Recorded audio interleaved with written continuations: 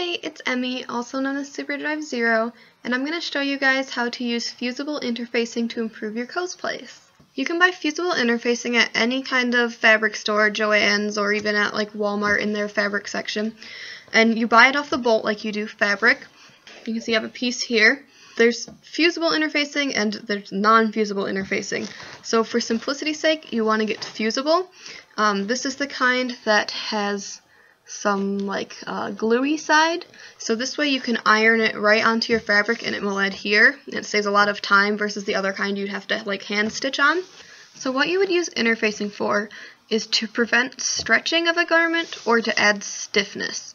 So for example, places where you would use this would be a collar of a dress shirt. You know, it makes it stiff and crisp.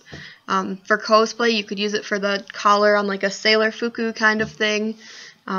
You would use it for like a waistband of a skirt so that it won't stretch. It, you know, holds it to the right size so it'll fit you well.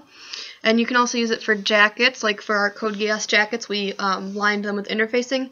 This way your jacket just looks, you know, nice, smooth. It won't stretch awkwardly and it will keep its shape and fit nicely. You can also use it for some other less conventional purposes, which is what I'm using it for today. I highly recommend that cosplayers use this for their garments because it just makes them look a lot nicer, more professional and finished, and it does make it fit better. Like I said, it prevents stretching and it keeps it from looking floppy and cheap. So there are a lot of different kinds of interfacing. You can see this is like an apparel one. It's really thin and lightweight, and this is a scrap I have from some other interfacing. It's a lot thicker and it's a little more stiff, so it depends where you're placing it. For example, if you're lining a jacket, you'll probably want a thinner one, just so you know your jacket's more breathable, not so heavy. If you have like a stiff dress collar, if you want that like really stiff, then use the thicker one, obviously. So just when you're at the store, you know, you can kind of touch them and see what feels right for what you're making. What I'm making today that I'm going to be showing you as the example of how to use this is the sleeves for my Snow White cosplay. Snow White's sleeves have two layers. The underneath is red and then the top layer is blue, but there's cutouts so you can see the red underneath. So I'm going to be using the interfacing around the edges of those cutouts to prevent the holes from stretching or fraying so that my costume will stay looking nice and the right shape how I want it to be. So if you're using a pattern that needs interfacing, it'll usually include it on there and might have it in the instructions. Typically, for what you're going to want to do, like if you're doing a collar or the waistband of a belt, is you're going to want to cut your interfacing out a little bit smaller than the actual pattern piece, just so that there's not as much bulk in your seams. Because if you have, you know, your 2 layers of fabric and then a layer or 2 of interfacing, it just makes the seam allowances really bulky and that's not so nice. So just make sure to cut it out a little smaller. What I'm doing today is a little bit unconventional for interfacing. So you can see here is my sleeve, and I have drawn on here where the holes are going to be, and this was my pattern for the hole.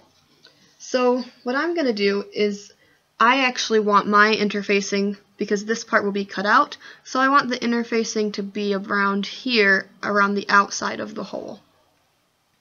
And now this part will, with the interfacing, will be the part that's facing my arm, so from the outside you won't be able to see it or tell that it's there. Interfacing on your cosplay or garment should not be visible. It's kind of the secret hidden support. I want my interfacing to be about just a 1/2 inch, just enough to hold it still. I don't want my whole sleeve to be stiff. So I'm just tracing around this, and then I can just cut it out. Before we apply the interfacing, you want to make sure that your piece of fabric is ironed nice and smooth. Otherwise, when you apply the interfacing, it could cause a bump or something underneath it and it's just not going to look very good. So my piece of interfacing is lined up, and when you lay it down, like I mentioned, there's 2 sides to the interfacing. One is just kind of fabric-y, and the other side has the adhesive. So you can usually tell by feeling it. The smoother side is usually the side that you want to touch the iron to, and then if the other side is a little bumpier, that's probably the glue. If you're really having a hard time telling which is which, you can always just cut a little corner of your interfacing off and, try it with some scrap fabric with your iron to make sure you have it facing the right way. Now, if you're new to using interfacing, before you apply your interfacing, you're going to want to put an extra piece of scrap fabric between your interfacing and your iron.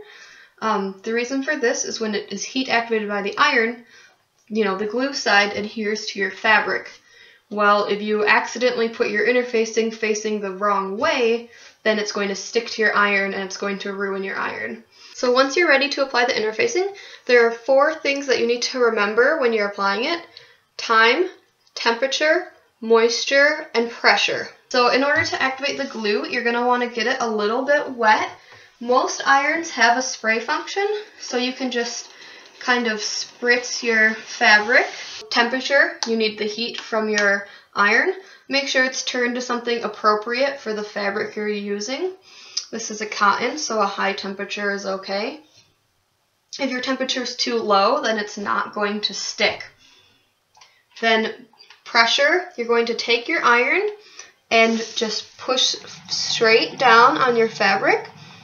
This is not like ironing a garment to get rid of the wrinkles. You just need to push straight down. Do not move it back and forth like you normally would when you're ironing something, because it's going to make your interfacing bunch up or not lay right. So you really want to just press straight down.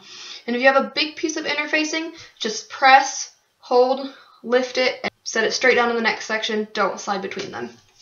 So then time, you want to hold your iron on here, 10 to 15 seconds, long enough for it to adhere. Once you're done, you need to just leave it for a minute so it can cool, so that the glue can settle. If you try moving it around right away, it can peel off or won't stick that well. So here's our finished product. Ta-da! So there you have it. Now I have these 3 holes in my sleeves. I don't have to worry about the integrity of the shape of them because they have this interfacing on the back. They're going to keep the right shape, they're not going to stretch out, and they're just going to look really good. So that was my interfacing tutorial. Hopefully you guys learned something, and hopefully you'll try using interfacing in your next cosplay. I really do think that it ends up looking a lot nicer and a lot more professional when you add interfacing. So I hope you all give it a try and get some good results. See you guys later.